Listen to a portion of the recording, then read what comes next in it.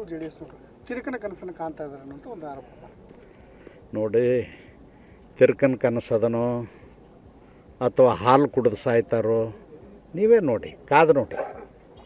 ಹಗರಣಗಳಲ್ಲಿ ಸಿಗಾಕ್ಕೊಂಡು ಬಿಟ್ಟಿದ್ದಾರೆ. ಮುಳುಗೋದಕ್ಕೆ ಇನ್ನೇನು 3 ಗೇಣು ಬಾಕಿ ಅದ, ಭಾಳ ಇಲ್ಲ. ವಾಲ್ಮೀಕಿ ನಿಗಮದ ಹಗರಣ ಸಣ್ಣ ಹಗರಣ ಅಲ್ಲ,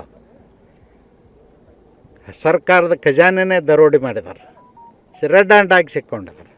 ಮತ್ತು ನೆರೆ ರಾಜ್ಯಗಳಿಗೆ ಕಾಂಗ್ರೆಸ್ ಪಕ್ಷಕ್ಕೆ ಲೋಕಸಭೆ ಚುನಾವಣೆಗೆ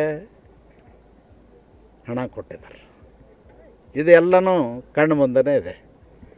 ಮತ್ತು ಮೂಡಾದಂತೂ ನಿಮ್ಗೆ ಗೊತ್ತಿದೆ, ಒಂದು ಸಾರಿ ಎಕ್ವಿಸಿಷನ್ ಮಾಡಿದ ಭೂಮಿಯನ್ನು ತಿರುಗಿ ಅದು ಲೇಔಟ್ ಆದಮೇಲೆ ಅದರಲ್ಲಿ ಕೆಲವು ಸೈಟ್ಗಳನ್ನು ಮೂಡಾದವರು ಕೆಲವ್ರಿಗೆ ಹಂಚಿಕೆ ಮಾಡಿ ಮಾರಾಟ ಮಾಡಿದ ಮೇಲೆ ನೋಟಿಫಿಕೇಷನ್ ಮಾಡಿ ತಿರುಗಿ ಅದನ್ನು ತೊಗೊಂಡು 14 ಸೈಟ್ ತೊಗೊಂಡದ್ದು ರೆಡ್ ಹ್ಯಾಂಡ್ ಅಲ್ಲೇನು.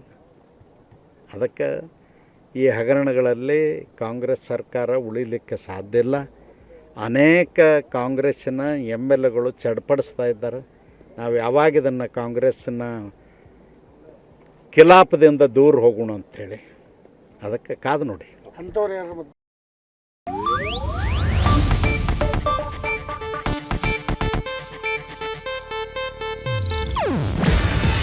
ಇದು ಏಷ್ಯಾನೆಟ್ ನ್ಯೂಸ್ ನೆಟ್ವರ್ಕ್ ಪ್ರಸ್ತುತಿ.